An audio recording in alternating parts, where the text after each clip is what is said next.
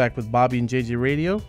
We have just spoken with Melinda Hip and also an estate sale company. If you missed any of that, you go to bobbyandjjradio.com. If you're a fan of our show, we will also be uploading everything every Monday after our 10 a.m. Show here every Sunday at 9:30, The Answer. We're now going to shift gears and talk a little bit about moving, because moving is probably the most scary part or most stressful part of the downsizing or the whole entire process, I feel. And we have Miss Peggy and Mason Brown. They started this company in 2012. Peggy spent 25 years in the healthcare industry, and she's also a certified senior advisor and senior relocation specialist. Mason is a San Antonio native, has a BS degree in chemistry, so I guess that's what we're using it for right now. We're moving people around.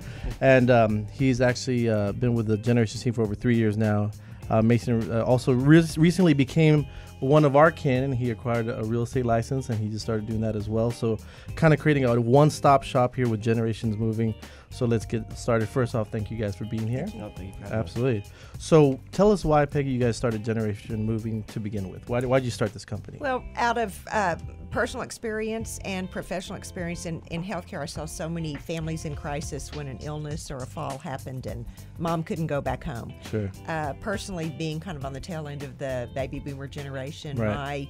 my peers and my friends were dealing with their parents needing to relocate. So sure. We just saw that there was a great need for it and decided to fill the need. And so tell us all about you. Who makes up your team there at Generations Moving? We've got a team of kind of generally a packing team and a which we call the transition team and a team of licensed movers. Right. We work together to make sure that there's a smooth transition and right. relocation for our clients.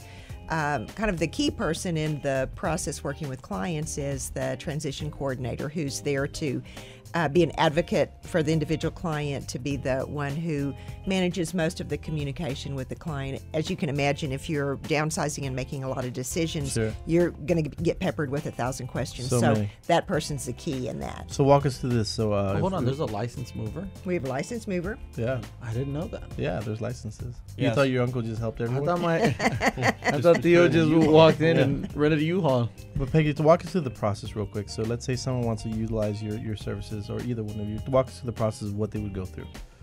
So typically whenever we come in for a consult, you will get the call in, and me and Peggy will go out and do it's essentially an estimate, but we like to see how we can help everybody.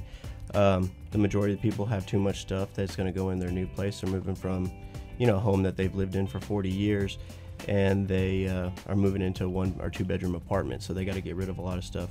So our transition team will come in and assist with the downsizing, and we'll take everything, pictures of their little nook or their nest, wherever they sit, their nightstand, stuff like that.